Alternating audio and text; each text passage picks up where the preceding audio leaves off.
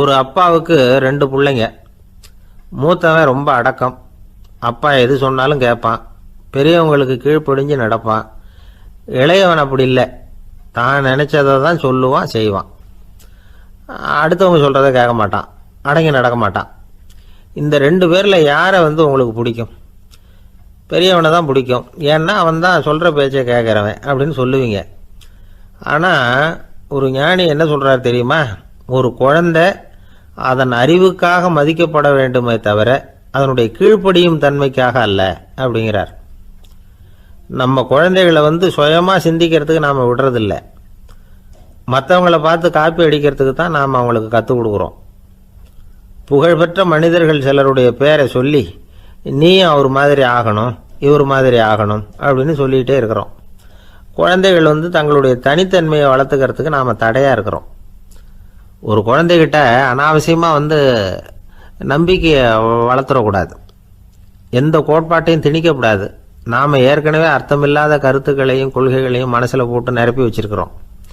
இந்த உலகத்துக்கு புதுசாக சேர்ந்திருக்கிற ஒரு குழந்தையின் தூய்மையான மனசில் நம்ம கருத்துக்களை அறிமுகம் செய்ய அல்லது திணிக்கிறதுக்கு நமக்கு எந்த அதிகாரமும் கிடையாது. ஒரு குழந்தைய நீ இந்த மதத்தை சேர்ந்தவன் அப்படின்னு பிறந்ததுமே ஒரு முத்திரை குத்தி போடுறோம். இது அதோட சுதந்திரத்தை ஆரம்பத்திலேயே கிள்ளி எறிகிறது மாதிரி தான். நீங்கள் ஒரு மதத்தின் வழிமுறைகளை கடைப்பிடிச்சிக்கிட்டு வர்றீங்க, அந்த வழியில் போய்கிட்டு இருக்கிறீங்க, சரி, அதனால் போகிறீங்க. அதுக்காக உங்கள் குழந்தையையும் அதே வழியில் தான் வரணும் அப்படின்னு கட்டாயப்படுத்துறதுக்கு உங்களுக்கு என்ன உரிமை இருக்குது? அந்த குழந்தை சுயமாக சிந்திச்சு ஒரு முடிவுக்கு வரட்டுமே, அதுக்கு நீங்கள் ஏன் தடையாக இருக்கிறீங்க? நமக்கு உண்மையிலேயே நம்ம குழந்தை மேலே அன்பு இருந்தால் இது மாதிரி திணிப்பு வேலைகளை செய்யக்கூடாது. திணிப்பு வேலைகளிலிருந்து குழந்தைகளை காப்பாற்றினா போதும். அதுதான் ரொம்ப முக்கியம். அடுத்த தலைமுறை அற்புதமான தலைமுறையாக உருவாகும். நாம் தான் சாதி மத சங்கடங்களில் மாட்டிக்கிட்டு தவிக்கிறோம். அவங்களாவது சாதி மத வேறுபாடு இல்லாத சமுதாயத்தை பார்க்கட்டுமே, அந்த சௌகரியங்களை அனுபவிக்கட்டுமே. அதுக்கு நாம் என்ன செய்யணும்னா ஒன்றும் செய்யாமல் இருந்தால் போதும். ஒரு குழந்தைகிட்ட நம்ம கருத்தை திணிக்கும் பொழுது என்ன ஆகுது தெரியுமா? அது அவனை அவங்கிட்ட இருந்தே அப்புறப்படுத்தி விடுது. அவனுடைய தனித்தன்மையை அழிச்சுடுது. அவனை ஒரு எல்லைக்குள்ளே திணிச்சுடுது. இதெல்லாம் அன்புங்கிற பேரால் பெற்றோர்கள் செய்கிற தப்பு.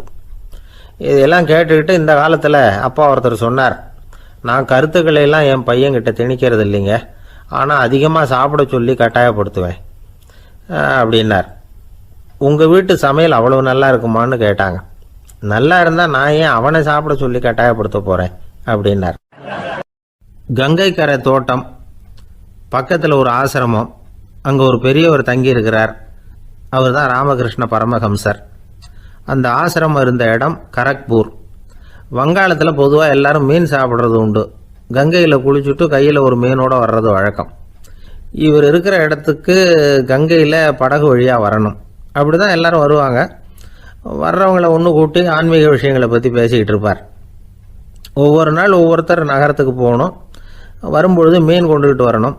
அதுக்கு ஒரு அட்டவணையே உண்டு ஆசிரமத்தில். அது பிரகாரம் ஒரு நாள் சுவாமி யோகானந்தர் படகில் போனார். படகை செலுத்தினவங்க ராமகிருஷ்ணரையும் சுவாமி யோகானந்தரையும் மற்றவங்களையும் பித்தர்கள் அப்படின்னு சொல்லி ஏளனமாக பேசினாங்க. அவங்க என்ன பைத்தியம் பிடிச்சவங்க அப்படிங்கிறது மாதிரி. சுவாமி யோகானந்தருக்கு ரொம்ப மென்மையான இதயம். இவங்க இப்படி கண்ணாபின்னான்னு பேசுகிறத பார்த்தா மீனை வாங்கிட்டு திரும்புகிறப்போ என்ன நடக்குமோ அப்படிங்கிற பயம் வேறு வந்துட்டுது அவருக்கு. அவ்வளவு மென்மையானவர். இதை தெரிஞ்சுக்கிட்ட ராமகிருஷ்ணர் யோகானந்தா இங்கே வா அப்படின்னு கூப்பிட்டார். இவர் கண்ணீரை தொடச்சிக்கிட்டே கிட்ட போனார். சொன்னார், ஐயா, படகு ஓட்டுறவங்க உங்களை பற்றி மோசமாக பேசுகிறாங்க. என்ன திட்டினா பரவாயில்ல, ஆனால் உங்களை அவங்க திட்டுறாங்க, அதை என்னால் தாங்கிக்க முடியல அப்படின்னார். இதை கேட்டதும் ராமகிருஷ்ணருக்கு கோபம் வந்துட்டு தான். என்னது, உன்னுடைய குருவை பற்றி அவங்க மோசமாக பேசும்பொழுது நீ சும்மா இருந்தியா? வெளியில் போ அப்படின்னு விட்டார். குரு நிந்தனை செய்கிறப்போ அதை கேட்டுக்கிட்டு சும்மா இருக்கலாமா? குரு நிந்தனையை கேட்டால் பாவம் இல்லையா? என்னை தூற்றும் போது அவங்க பாவம் செய்கிறாங்க. அதை கேட்டுக்கிட்டு நீ சும்மா இருந்தால் நீயும் பாவம் செய்கிற அப்படின்னாராம். அடுத்த நாள் சுவாமி நிரஞ்சனானந்தர் போக வேண்டிய நாள். இவர் படகுல போகும்பொழுதும் அதே மாதிரி நடந்து தான். அவங்க மோசமாக பேச ஆரம்பித்தாங்க, திட்ட ஆரம்பித்தாங்க. அப்படி கேலி பண்ண ஒருத்தனை இவர் என்ன பண்ணார், பலார்னு கன்னத்தில் அரைஞ்சிட்டார். இன்னொருத்தனை கங்கையில் தூக்கி எறியறதுக்கும் தயாராகிட்டார். அதுக்கப்புறம் அவங்க யாரும் வாயை திறக்கலை. மீன் வாங்கிட்டு வர்றப்பவும் படகுல ஒரே அமைதி. அவ்வளவு பயம் அவங்களுக்கு. ராமகிருஷ்ணர் கூப்பிட்டு விசாரித்தார் என்ன நடந்ததுன்னு. இவர் சொன்னார், அவர் யோகானந்தா போகும்பொழுது என்ன நடந்ததோ அப்படியே தான் இப்பவும் நடந்தது. குரு நிந்தனை செய்கிறத கேட்டுக்கிட்டு நான் சும்மா இருப்பேனா, ஒருத்தனை அப்படியே அரைஞ்சுட்டேன், இன்னொருத்தனை ஆற்றுல தூக்கி போட்டுருவேன்னு பயமுறுத்தினேன், அவ்வளவுதான் அப்படின்னாராம். இப்போவும் ராமகிருஷ்ணருக்கு கோபம் வந்துட்டு தான். என்ன இது, அணியறது காஷாயம், இருக்கிறது ஆசிரமம், உனக்கு இவ்வளவு கோபம் வந்ததுன்னா அப்புறம் என்னத்துக்கு ஆசிரமத்தில் இருக்கணும், பிரம்மச்சாரி எப்பவும் அமைதியாக இருக்கணும் அப்படின்னு அறிவுரை சொன்னாராம் ராமகிருஷ்ணர். அப்போ இவர் கேட்டாராம், ஏங்க அவருக்கு ஒரு விதமான அறிவுரை சொன்னீங்க, எனக்கு வேற விதமாக அறிவுரை சொல்கிறீங்க, இதில் எது உண்மை அப்படின்னு கேட்டிருக்கார். இதுக்கு ராமகிருஷ்ணர் சொன்ன பதில் என்னென்னா, அட அசடே, சக்கரத்தில் காற்று அதிகமாக இருந்தால் குறைக்கணும், குறைச்சலாக இருந்தால் கூட்டணும். அவன் சாது, அவனுக்கு அதிக உணர்ச்சி தேவை, உனக்கு படபடப்பு அதிகம், உனக்கு பொறுமை தேவை அப்படின்னாராம். இதில் உள்ள கருத்து என்னென்னா, கல்விங்கிறது எப்படின்னா அதை சூழ்நிலைக்கு தகுந்த மாதிரி கற்பிக்கணும். எல்லாருக்கும் ஒரே மாதிரி கற்பிக்கக்கூடாது. கேட்குற ஒரு தகுதி, புரிஞ்சுக்கிற திறமை, இதை பொறுத்து கல்வி அமையணும். ஆரம்ப காலத்தில் ஒரு குரு, அப்போ ஒரு சீடன் இருந்தான். அது வேடிக்கையான குரு, வேடிக்கையான சீடன். ஒரு ஆசிரமம். ஒரு நாள் ஒருத்தன் அவசரமாக அந்த குருவை தேடி வந்திருக்கிறான். என்ன விஷயம்னு விசாரித்தார் குரு. உங்கள் சீடர் என்னை அடிச்சுட்டார் அப்படின்னு புகார் பண்ணானா அந்த ஆள். குரு சீடனை கூப்பிட்டார். அடிச்சியா இந்த ஆளை அப்படின்னு கேட்டாராம். ஆமான் இருக்கான் சீடன். ஏன் அடிச்சே அப்படின்னு கேட்டாராம். இந்த ஆள் உங்களை பற்றி மட்டமாக பேசிவிட்டான், என்னால் அதை தாங்கிக்க முடியல, அதனால தான் அடிச்சுட்டேன் இருக்கான். அப்படி என்ன பேசினா அப்படின்னு கேட்டாராம். உன்னுடைய குருநாதர் இப்போல்லாம் அர்த்தமில்லாமல் பேச ஆரம்பிச்சுட்டார் அப்படின்னு சொல்லிவிட்டான், அதனால தான் அடிச்சுட்டேன் அப்படின்னு நானா. அதுக்காக அடித்தே அப்படின்னாரான். நான் அதுக்காக அடிக்கலை குருவே, இப்பெல்லாம் நீங்கள் அர்த்தம் இல்லாமல் பேசுகிறதாக அவன் சொல்கிறான், அப்படின்னா இதுவரைக்கும் நீங்கள் அர்த்தத்தோடு பேசினதாகத்தானே அர்த்தம், அது தப்பு தானே, அதனால தான் அடித்தேன் அப்படின்னானா. ஒரு நாள் ராமர் அரசவையில் உட்கார்ந்துருக்கிறார். ராமராஜ்யம் நடந்துக்கிட்டு இருந்த நேரம். அந்த சமயத்தில் ஒரு நாய் அரச சபைக்கு வந்துதான். அது தலையில் அடிபட்டு ரத்தம். அந்த கோலத்தில் அது அங்கே வந்தது. எல்லாரும் ஆச்சரியமாக அதை பார்த்தாங்க. ராமரும் அந்த நாயை பார்த்தார். நீங்கள் வந்த காரியம் என்ன, என்ன நடந்தது, எதுவாக இருந்தாலும் பயப்படாமல் சொல்லு அப்படின்னார். உடனே அந்த நாய் மெதுவாக சொல்ல ஆரம்பிச்சுதான். ஐயா, நான் தெருவில் போய்கிட்டு இருந்தேன். வழியில் ஒருத்தர் வந்தார். அவர் வேத சாஸ்திரம்லாம் படித்த பெரியவர். அவர் எந்த காரணமும் இல்லாமல் அவர் கையில் வச்சுருந்த குச்சியால் என் தலையில் அடிச்சுட்டார். அதுதான் தலையில் ரத்தம். இதை நீங்கள் விசாரித்து தகுந்த தீர்ப்பு வழங்கணும் அப்படின்னு தான் அந்த நாய். ராமர் பார்த்தார். உடனே தன்னுடைய காவலர்களை அனுப்புனார். அந்த ஆளை எங்கே இருந்தாலும் போய் கொண்டுகிட்டு வாங்க அப்படின்னு விட்டார். காவலர்கள் போனாங்க. அந்த ஆளை பிடிச்சி கொண்டு வந்துட்டாங்க. அரண்மனைக்கு வா அப்படின்னு சொல்லி கூப்பிட்டுட்டு வந்துட்டாங்க. என்ன நடந்ததுன்னு விசாரித்தார் ராமர். அதுக்கு அந்த ஆள் சொன்னார், நான் வீதி வழியாக வந்துக்கிட்டு இருந்தேன். குறுக்க இந்த நாய் வந்தது. நான் அவசரமாக போய்கிட்டு இருந்தேன். இது எனக்கு வழி விடாமல் குறுக்க பூந்து இடைஞ்சல் பண்ணிச்சு. எனக்கு கோபம் வந்துட்டுது, அதனால் அடிச்சுட்டேன். வேத சாஸ்திரம் படித்த நான் என் வசம் இழந்து கோபப்பட்டது பெரிய தப்பு தான், அதை நான் ஒத்துக்கிறேன். குற்றத்தை ஒப்புக்கொள்கிறேன். எனக்கு என்ன தண்டனை கொடுக்கணுமோ அதை கொடுங்க, ஏற்றுக்கிறேன் அப்படின்னு விட்டார். சரி, இப்போ அந்த ஆளுக்கு தண்டனை கொடுக்கணும். என்ன தண்டனை கொடுக்கறது யோசனை பண்ணார் ராமர். அதையும் அந்த நாய்கிட்டே கேட்டார். நீயே சொல்லு, என்ன தண்டனை கொடுக்கலாம் இவருக்கு அப்படின்னார். இதுக்கு அந்த நாய் என்ன சொல்லிச்சு தெரியுமா? இவரை ஏதாவது ஒரு கோயிலுக்கு தர்மகர்த்தாவாக நியமனம் பண்ணிவிடுங்க, அதுதான் இவருக்கு சரியான தண்டனை அப்படின்னுது. இதை கேட்டது ராமர் முகத்தில் புன்னகை. ஆனால் அங்கே இருந்த மற்றவங்களுக்கெல்லாம் ஆச்சரியம். அது எப்படி, தப்பு செஞ்சவங்களுக்கு தண்டனை கொடுக்கறது தானே நியாயம், அதை விட்டுவிட்டு தர்மகர்த்தா பதவியை கொடுக்க சொல்லுது இந்த நாய் அப்படிங்கிற ஆச்சரியம். இந்த சந்தேகத்தை அந்த நாய்கிட்டே கேட்டாங்க அங்கே இருந்தவங்க. இதுக்கு அந்த நாய் பதில் சொல்லிச்சான். நான் போன பிறவியில் ஒரு கோயிலுக்கு தர்மகர்த்தாவாக இருந்தேன். எவ்வளவோ கவனமாக எச்சரிக்கையாக தான் என்னுடைய கடமைகளை எல்லாம் செஞ்சுக்கிட்டு வந்தேன். அப்படி இருந்தாலும் சில சமயங்களில் என்னையும் மீறி கோயில் செல்வத்தை நான் அனுபவிக்கிறதுக்கு காரணம் ஆயிட்டேன். ஒரு கோவிலுக்கு தர்மகர்த்தாவாக இருக்கிறவங்க எப்படியும் இந்த பாவத்திலேருந்து தப்பிக்கிறது கஷ்டம். அதனால தான் நான் இந்த பிறவியில் நாயாக பிறந்து இப்படி கஷ்டப்படுறேன். இதே நிலைமை இந்த ஆளுக்கும் ஏற்படணும் அப்படிங்கிறதுக்காக தான் அவரையும் ஒரு கோயிலுக்கு தர்மகர்த்தாவை நியமிக்கும்படி கேட்டுக்கிட்டேன் அப்படின்னு தான் இந்த நாய். இதிலேருந்து என்ன தெரியுது? எந்த பதவியில் நாம் இருந்தாலும் நமக்கு தெரியாமல் கூட அதை தவறாக உபயோகப்படுத்தக்கூடாதுங்கிறத இதிலேருந்து புரிஞ்சுக்கணும். இல்லைன்னா அடுத்த பிறவியில் நாயாக பிறந்து எங்கேயாவது போய் வாழை ஆட்டிகிட்டு நிற்க வேண்டியது தான். கோவில் வாசலில் 2 நாய் பேசிக்கிட்டு இருந்துதான். போன ஜென்மத்தில் நான் மனுஷனாக தான் இருந்தேன். ஒரு கோவில் பூசாரி பேச்சை கேட்டுவிட்டு அவரோட கூட்டு சேர்ந்துக்கிட்டு ஆண்டவன் போட்டிருந்த நகையெல்லாம் அபகரித்து என்கிட்ட கொடுத்தாரு அவர். நான் எடுத்துகிட்டு வந்துட்டேன். திருடினது அந்த ஆள் தான், எடுத்துகிட்டு வந்தது தான் நான். இருந்தாலும் நான் மட்டும் நாயாக பிறந்துட்டேன். இப்போ மட்டும் அந்த பூசாரி என்கிட்ட மாட்டினா கடித்து குதறி விடுவேன் அப்படின்னு தான். அவசரப்பட்டு அப்படி செஞ்சுடாதே. பதிலுக்கு அவரும் உன்னை திருப்பி கடித்தாலும் கடிச்சிருவார். ஏன்னா அவரும் இப்போ ஒரு நாயாக தான் பிறந்திருக்கிறார் அப்படின்னு தான் இன்னொன்று. அது எப்படி உனக்கு தெரியும்னு தான் இது. நான் தானே அது அப்படின்னு தான் அந்த நாய். ஒரு சீன தேசத்து அரசர் இருந்தார். அவருக்கு வயசாயிட்டுது. அவருக்கு அடுத்தபடியாக அவருடைய புள்ள பட்டத்துக்கு வரணும், ஆட்சி பொறுப்பை ஏற்றுக்கணும். ஒரு நல்ல தலைவனுக்கு இருக்க வேண்டிய பண்புகள்லாம் தன்னுடைய மகனுக்கு இருக்கணும்னு விரும்பினார் அந்த அரசர். அதனால் இளவரசனை பக்கத்தில் இருந்த ஒரு குரு கிட்ட அனுப்புனார். இளவரசன் அவர்கிட்ட போய் சேர்ந்தான். அந்த குரு என்ன பண்ணார் தெரியுமா? இவனை பார்த்து சொன்னார், இதை பாருப்பா, நீ என்ன பண்ணுற, இப்போவே பக்கத்தில் இருக்கிற காட்டுக்கு போ. நடு காட்டில் போய் ஒரு இடத்துல உட்காந்துக்கோ. அங்கே என்னென்ன சத்தம்லாம் உன் காதில் விழுதுன்னு கவனித்து கேளு. உன் காதில் விழுந்த ஓசைகள் என்னென்னங்கிறத என்கிட்ட வந்து சொல்லு. அதுதான் எனக்கு தெரியணும், உனக்கு வேலையும் அதுதான் அப்படின்னு சொல்லி அனுப்பி வச்சுட்டார். இளவரசன் காட்டுக்கு போனான். குரு சொன்னபடியே ஒரு இடத்துல உட்காந்து கவனித்து கேட்டான். அதுக்கப்புறம் குருக்கிட்ட திரும்பி வந்தான். என்னென்ன சத்தம்லாம் கேட்ட அப்படின்னு கேட்டார் குரு. குருவே, காட்டில் நான் பறவைகள் சத்தம்லாம் கேட்டேன், மிருகங்களின் ஓசையையும் கேட்டேன். இதை தவிர இடி, மின்னல், மழை இதுகளோட சத்தத்தையும் கேட்டேன் அப்படின்னா. குரு யோசனை பண்ணார், நீ இன்னமும் சரியாக கேட்கல, அதனால் மறுபடியும் காட்டுக்கு போ, கொஞ்ச நாள் தங்கி இருந்து கேட்டுட்டு வா அப்படின்னார். இளவரசனுக்கு ஒன்றும் புரியல. இருந்தாலும் குருவின் கட்டளையாச்சே, மறுக்க முடியுமா? உடனே அவன் மறுபடியும் காட்டுக்கு போனான். ஒரு இடத்துல உட்காந்தான். கொஞ்ச நேரம் உன்னிப்பாக கவனித்து கேட்டான். சில நாள் கழித்து குருக்கிட்ட திரும்பி வந்தான். குருவே, இந்த தடவை சில துல்லியமான சத்தங்களை எல்லாம் கேட்டான். தேனீ பறக்கிற சத்தம், நீரோடையின் மெல்லிய ஓசை, இதெல்லாம் கேட்டேன்னா. குரு சிரித்தார். நீ மறுபடியும் காட்டுக்கு போ, இன்னும் சில நாள் அங்கே இரு, முழுமையாக கவனமாக கேட்டுக்கிட்டு வா அப்படின்னு சொல்லி அனுப்பி வச்சுட்டார். இளவரசனுக்கு குழப்பம் அதிகமாயிட்டுது. ஒன்றுமே புரியல. மறுபடியும் காட்டுக்கு போனான். மௌனமாக ஒரு இடத்துல உட்காந்துட்டான். அப்படியே தியானத்தில் ஆழ்ந்துட்டான். சில நாளில் அவனுக்கு இதுவரை கேட்காத ஓசைகள்லாம் கேட்க ஆரம்பிச்சிட்டுது. இதைத்தான் நான் கேட்கணும்னு என்னுடைய குரு எதிர்பார்த்துருக்கிறாருங்கிறத புரிஞ்சுக்கிட்டான். உடனே குருக்கிட்ட ஓடனான். குருவே, இந்த தடவை காதுகளுக்கு கேட்க முடியாத சில ஓசைகளை கூட என்னால் உணர முடிஞ்சுது.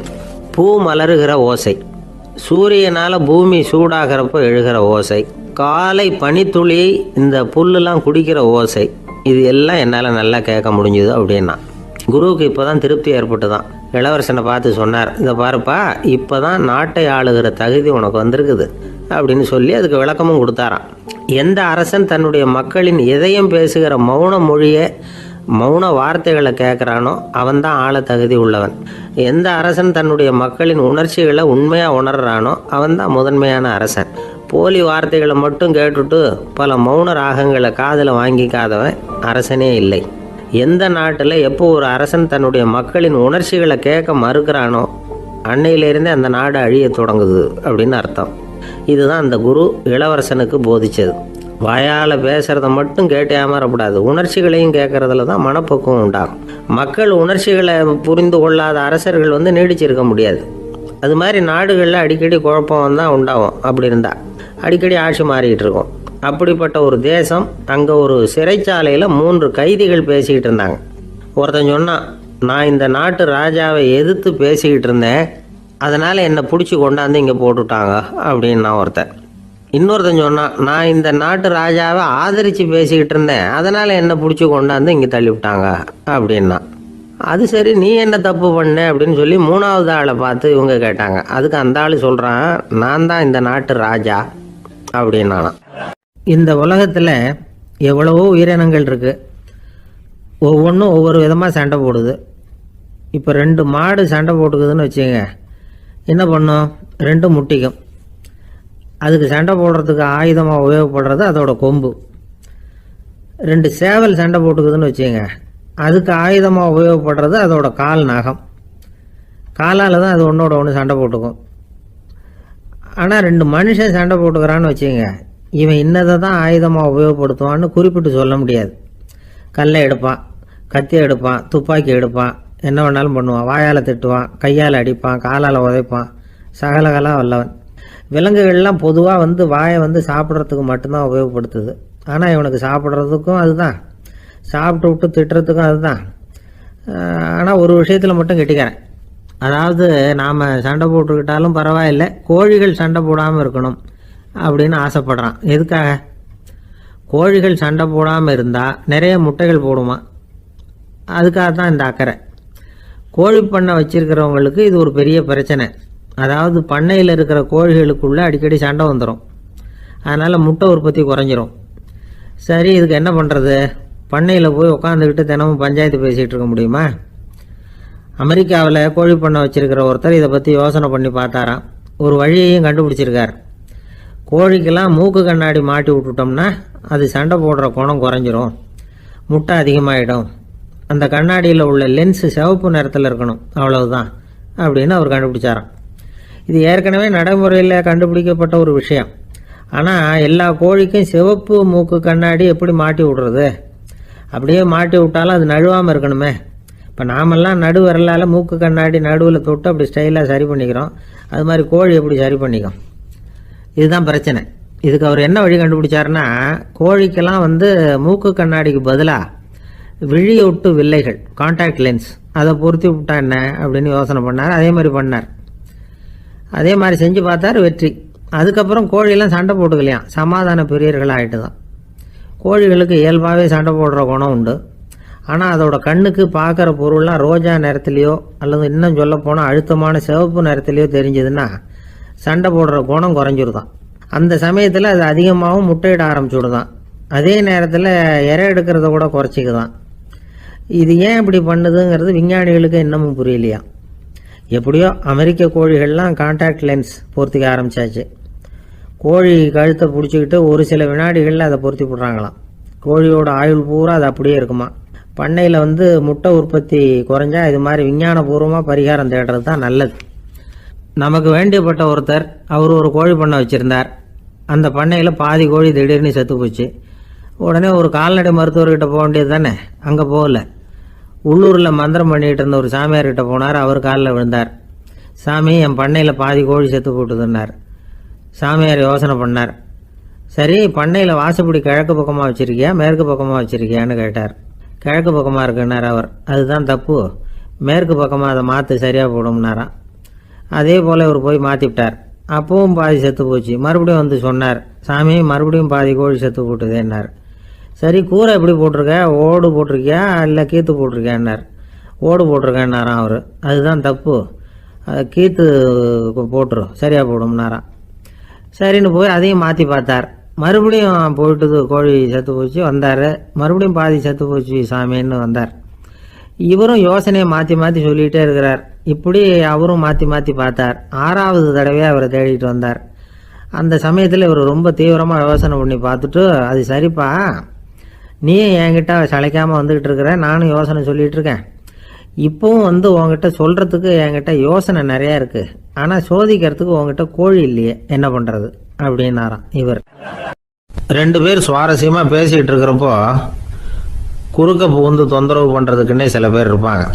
அது ரொம்ப இடைஞ்சலாக இருக்கும். இதே மாதிரி மின்காந்தம் கூட குறுக்க புகுந்து தொந்தரவு பண்ணும். கடைசியில் அது ஒரு பெரிய இடைஞ்சலில் கொண்டாந்து விட்டுரும். சில வீடுகளில் கேபிள் கனெக்ஷன் இல்லாமல் சில தனியார் டிவி காட்சிகள் தெரியும். அதுக்கு என்ன காரணம்னா இந்த மின்காந்த குறுக்கீடு தான் காரணம். இதைத்தான் சுருக்கமாக இஎம்ஐ அப்படின்னு சொல்கிறாங்க. அதாவது எலக்ட்ரோ மேக்னெட்டிக் இன்டர்ஃபியரன்ஸ். இது ஏற்படக்கூடிய இடங்கள் எது எதுன்னு எடுத்துக்கிட்டால் அது ஒரு பெரிய பட்டியலாகவே போயிடும். இந்த இஎம்ஐ தொந்தரவு கேபிள் டிவியில் மட்டும்தான் இல்லை, ராக்கெட் ஏவுதளத்தில் உள்ள ரேடார்கள், அங்கே உள்ள சில சக்தி வாய்ந்த தொலைத்தொடர்பு சாதனங்கள், விமான தளங்களில் உள்ள ரேடார்கள், கப்பல் தளங்களில் பொருத்தப்பட்டிருக்கக்கூடிய சக்தி வாய்ந்த ஆண்டனாக்கள், இப்படி நிறைய சொல்லலாம். காவல் நிலையங்களில் பயன்படுத்தப்படுகிற வயர்லெஸ் தொடர்பு சாதனங்கள் கூட ஓரளவுக்கு இந்த மின்காந்த அலைகளை வெளியிடும். நம்ம வீட்டில் உட்காந்துக்கிட்டு ரேடியோ கேட்டுக்கிட்டு இருப்போம் அல்லது டிவி பார்த்துக்கிட்டு இருப்போம். அந்த சமயத்தில் பக்கத்து தெருவில் ஒரு மோட்டார் சைக்கிள் அல்லது காரு, குறிப்பாக பெட்ரோல் இன்ஜின், அது போகிறப்போ அதில் உள்ள மின்கலத்தில் அதாவது மேக்னட்டோ பேட்டரியிலிருந்து வெளிப்படுகிற மின்காந்த அலை இங்கே டிவியிலையும் ரேடியோவிலையும் கரகரப்பு உண்டு பண்ணும். சரி, இது பெருசாக என்ன இடைஞ்சலை உண்டு பண்ணிட போகுது அப்படின்னு நாம் அலட்சியமாக நினைக்கலாம். வயசானவங்களுக்கு மறதி நோயின்னு ஒன்று வரும்ல, அல்ஷமீர், அதாவது மூளையில் உள்ள செல்கள் செயலிழந்து போயிடுறது. அது செய்ய வேண்டிய வேலையை மறந்துடும். மனைவியே எதிரில் நின்னா கூட உன்னை எங்கேயோ பார்த்தது மாதிரி தெரியுதே அப்படின்னு சொல்லிட்டு இருப்பாங்க. அப்படி ஒரு மறதி. இந்த விசித்திரமான நோய்க்கு இதுவரைக்கும் மருந்தே இல்லைன்னு வேற சொல்கிறாங்க. இந்த மைக்ரோ ஓவன் அப்படின்னு சொல்லக்கூடிய சமையல் அடுப்புகள் கூட மின்காந்த அலைகளை வெளியிடுது. சமயத்தில் சில தொழிற்சாலைகளில் கூட பெரிய விபத்துக்களை இந்த இஎம்ஐ உண்டு பண்ணிவிடும். இதை பற்றி தீவிரமாக சிந்திக்க ஆரம்பித்ததே ஒரு விபத்துக்கு பிறகு தான். அமெரிக்காவுக்கும் வியட்நாமுக்கும் இடையில் போர் நடந்தது. அந்த சமயம் அமெரிக்காவுக்கு சொந்தமான விமானம் தாங்கி கப்பல் ஒன்று வியட்நாமை தாக்கிறதுக்கு தயாராக ஏவுகணைகளோட கடலில் நிறுத்தி வைக்கப்பட்டிருந்தது. தற்செயலாக அந்த பகுதியில் கப்பல் தொலைத்தொடர்பு பகுதிக்கு அருகில் ஊடுருவிய இந்த சக்தி வாய்ந்த ரேடியோ அலைகள் ஏவுகணையில் இருந்த மின்னணு சர்க்கியூட்டை பூர்த்தி செஞ்சு வச்சுட்டுது. அவ்வளவுதான், ஏவுகணை அங்கேயே வெடித்து சிதறி போச்சு. 130 பேர் அந்த இடத்துலயே உடல் கருகி செத்து போட்டாங்க. ஏகப்பட்ட பொருள்கள் நாசம். இந்த விபத்துக்கான காரணம் என்னங்கிறத உடனடியாக யாராலையும் கண்டுபிடிக்க முடியல. ரொம்பவும் கடுமையாக முயற்சி பண்ணி கடைசியாக கண்டுபிடிச்சாங்க. இது இந்த இஎம்ஐ வேலை தான் அப்படின்னு. மின்னணு தொலைபேசிகள் இருக்கு. இதில் பேசும்பொழுது நம்ம காதை அதாவது செவியை ஊடுருவக்கூடிய மின்காந்த அலையானது மூளைக்கு போய் அங்கே மூளை கட்டிகளை உருவாக்க ஊக்கம் கொடுக்குது அப்படின்னு வேற கண்டுபிடிச்சிருக்கிறாங்க. இந்த இஎம்ஐ ரொம்ப குறைஞ்ச மின்காந்த அழுத்தத்தில் நமக்கு எந்த பாதிப்பையும் ஏற்படுத்துறதில்லை. மின்காந்த அலைகள் அழுத்தத்தோடு இருக்கிற இடங்களில் ரொம்ப நேரம் இருந்தோம்னா நம்ம உடம்பின் வெப்பநிலை 2 டிகிரி செல்சியஸ் வரைக்கும் அதிகரிக்குதாம். அதனால் வெப்பநிலையை சீராக்கிறதுக்கு இதய துடிப்பும் அதிகரிக்குது. இப்படிலாம் கண்டுபிடிச்சிருக்கிறாங்க. இப்போல்லாம் இந்த மின்காந்த குறுக்கீடுகளை தடுக்கிறது எப்படி அப்படின்னு விஞ்ஞானிகள் யோசனை செய்ய ஆரம்பிச்சிருக்கிறாங்க. இந்த விஷயத்தில் அலட்சியமாக இருந்தோம்னா எதிர்காலத்தில் நிறைய பேருக்கு இந்த ஞாபக மறதி நோய் வந்துடும். அப்புறம் அது ரொம்ப கஷ்டமாக போயிடும். ஒரு குடும்ப தலைவர் தன் மனைவியை பார்த்து, யார் நீ, உன்னை எங்கேயோ பார்த்தது மாதிரி இருக்குதே அப்படின்னு சொல்லிக்கிட்டு இருந்தார். உடனடியாக அவரை போய் பார்த்தேன். வாங்க டாக்டர்கிட்ட போகலாம் அப்படின்னு. அவர் என்னை தனியாக அழைச்சிட்டு போய் காதோட காதாக மெதுவாக சொல்கிறார், இதை பார்ப்பா, என் கையில் பணம் இல்லாத போகலாம், அப்படி மறதி நோய் வந்துட்டது மாதிரி நடிச்சுக்கிட்டு இருப்பேன், அவ்வளவுதான், அதை நீ கண்டுக்காத அப்படின்னார். ஜவஹர்லால் நேரு பிரதமராக இருந்த சமயம் அவர் ஒரு தடவை சென்னைக்கு வந்திருக்கிறார். இங்கே சில முக்கிய நிகழ்ச்சிகளில் கலந்துக்கிறதுக்காக வந்திருந்தார். ஆளுநர் மாளிகையில் ஒரு நாள் ராத்திரி தங்கி மறுநாள் புதுடெல்லி புறப்படுறதாக ஏற்பாடு. நிகழ்ச்சியிலெல்லாம் முடிச்சுக்கிட்டு ஆளுநர் மாளிகையில் தங்கி இருக்கிறார். அன்றைக்கு இரவு படிக்கிறதுக்கு ஒரு முக்கியமான புத்தகம் அவருக்கு தேவைப்பட்டது. அந்த சமயத்தில் உலக அளவில் ஒரு முக்கியமான பொருளாதாரம் சம்பந்தமான ஒரு புத்தகம் வெளியாகி இருக்கிற விஷயம் அவருக்கு தெரியும். அந்த புத்தகம் மெட்ராஸுக்கு வந்திருக்குமா, அது இங்கே கிடைக்குமா அப்படின்னு விசாரிச்சிருக்கிறார் நேருஜி. அவர் இப்படி கேட்ட உடனே அங்கே இருந்தவங்கெல்லாம் ரொம்ப பரபரப்பாக செயல்பட ஆரம்பிச்சுட்டாங்க. முக்கியமான இடங்கள்ல எல்லாம் விசாரிச்சிருக்கிறாங்க, அந்த புத்தகம் உங்ககிட்ட இருக்கான்னு. சென்னையில் உள்ள கன்னிமாரா நூல் நிலையத்துக்கு எப்படியும் அந்த புத்தகம் வந்திருக்கணும் அப்படின்னு ஒரு நம்பிக்கை. அங்கே விசாரித்தாங்க. அந்த புத்தகம் 2 நாளைக்கு முன்னாடி தான் அங்கே வந்திருக்குது அப்படிங்கிற விஷயம் தெரிஞ்சுது. உடனே எல்லாரும் அங்கே ஓடினாங்க. அவங்களுக்கு இன்னொரு சந்தேகம், புத்தகம் வந்திருக்கு சரி, அதை இந்த சமயத்தில் வேற யாரும் படிக்கிறதுக்கு எடுத்துகிட்டு போயிருக்கக்கூடாதே அப்படிங்கிற சந்தேகம் இருந்தாலும் மனசுக்குள்ள ஒரு தைரியம். இப்படி ஒரு புத்தகம் வெளிவந்திருக்கிற விஷயமே நேருஜி சொல்லி தான் நமக்கே தெரியும். அதுவும் இல்லாமல் உலக பொருளாதாரம் சம்பந்தமான ஏதோ ஒரு புத்தகம் அது. அதை போய் இந்த நேரத்தில் அவ்வளவு ஆர்வமாக யார் எடுத்துகிட்டு போயிட போகிறாங்க?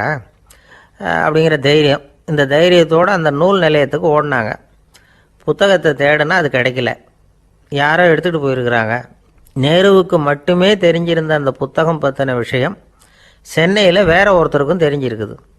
உடனே எல்லாரும் பரபரப்பாக அந்த அதுக்குன்னு இருக்கிற ரிஜிஸ்டர் இருக்குல்ல, பதிவேடு, அதை புரட்டி பார்க்குறாங்க யார் எடுத்துகிட்டு போகிறாங்கன்னு தெரிஞ்சுக்கிறதுக்காக.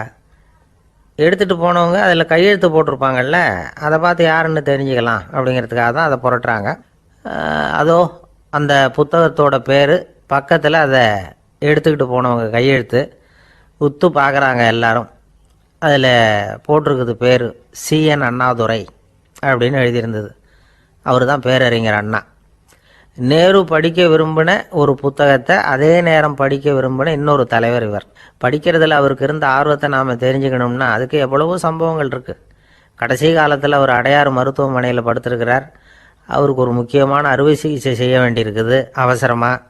அமெரிக்காவிலேருந்து டாக்டர் மில்லர் வந்திருக்கிறார். அவர்கிட்ட கேட்குறார், டாக்டர் நாளைக்கே அறுவை சிகிச்சை செய்ய போகிறீங்களா அப்படின்னு. ஆமாங்கிறார் டாக்டர் மில்லர். நாளைக்கு மறுநாள் செஞ்சுக்கிறேனே அப்படின்னாரான் அண்ணா.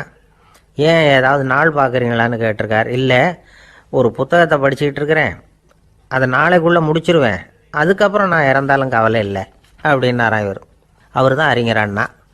சங்ககால நூல்கள்லேருந்து சமீபத்தில் வந்த நூல்கள் வரைக்கும் எல்லாம் அவர் படிச்சிருக்கிறார். ஒரு திருமண விழாவில் அவர் பேசும்பொழுது சொன்ன விஷயம் இது. சங்க காலத்தில் காதலியை மணக்க விரும்புகிறவனுக்கு அவனுடைய தந்தை வீர சோதனைகள்லாம் வைப்பார். போய் புலிப்பல் கொண்டுக்கிட்டு வா, அப்போ தான் என் பொண்ணை கொடுப்பேன் அப்படின்னு சொல்லுவார். காதலன் உடனே காட்டுக்கு போவான், ஒரு புலியை கொன்று அதனுடைய பல்லை கொண்டுக்கிட்டு வருவான். அதை வீர பதக்கத்தில் பதிச்சு அவனுக்கு மாமனார் சூட்டுவார் கல்யாண சமயத்தில். இப்போலாம் காதலன் கிட்ட அப்படி சொல்ல முடியாது. இப்போலாம் காதலன் கிட்ட காட்டுக்கு போய் புலிப்பல் கொண்டுக்கிட்டு வான்னு யாராவது சொன்னால் புலி தான் மாப்பிள்ளையாக வந்து சேரும் அப்படின்னார். லோகமானிய பாலகங்காதர திலகர் இருந்தார்ல, அவருக்கு 15 வயசுலேயே கல்யாணம் நடந்துதான். மனைவி பேர் தபிபாய். ரொம்ப பெரிய குடும்பத்து பொண்ணு, நல்ல குணம். அவங்க குடும்பம் நடத்திக்கிட்டு இருக்கிறாங்க. அந்த காலத்தில் திருடர்கள் பயம் அதிகம். இந்த காலத்தில் மட்டும் என்னன்னு கேட்குறீங்களா? நீங்கள் கேட்குறது நியாயம்தான். இருந்தாலும் இந்த காலத்து திருடனுக்கும் அந்த காலத்து திருடனுக்கும் ஒரு முக்கியமான வித்தியாசம் உண்டு.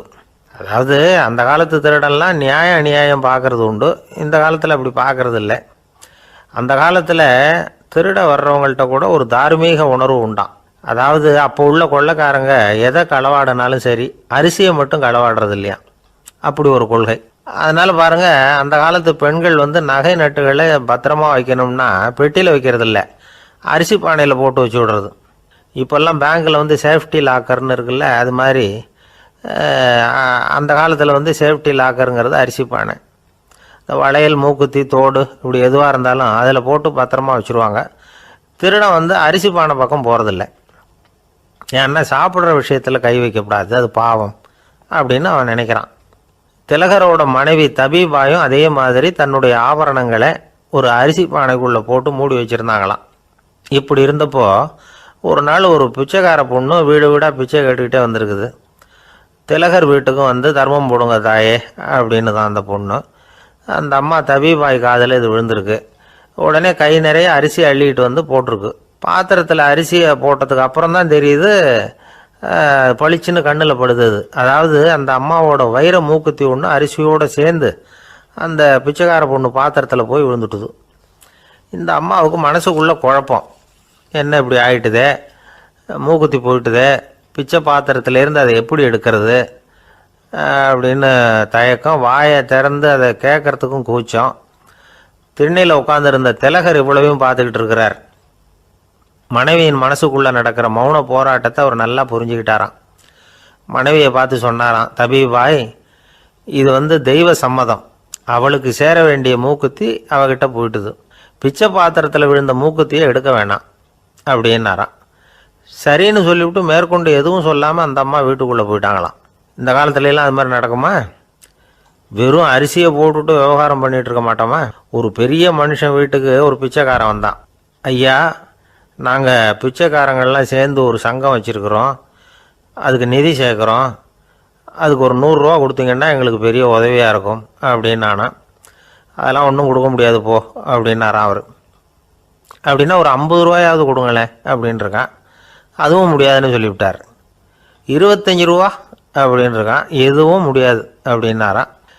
சரிங்க, இவ்வளவு பெரிய வீட்டுக்கு வந்துட்டு வெறுங்கையோடு திரும்புறது நல்லா இருக்காது, அதனால் சும்மா ஒரு ரூபா மட்டுமாவது கொடுங்க அப்படின்னு இருக்கான் அவன். ஒரு பைசா கூட என்கிட்ட கிடையாது அப்படின்னு விட்டாரான் இவர். அப்படின்னா நீங்கள் ஒரு காரியம் பண்ணுங்களேன் அப்படின்னு அவன். என்ன செய்யணும் அப்படின்னு இருக்கார்.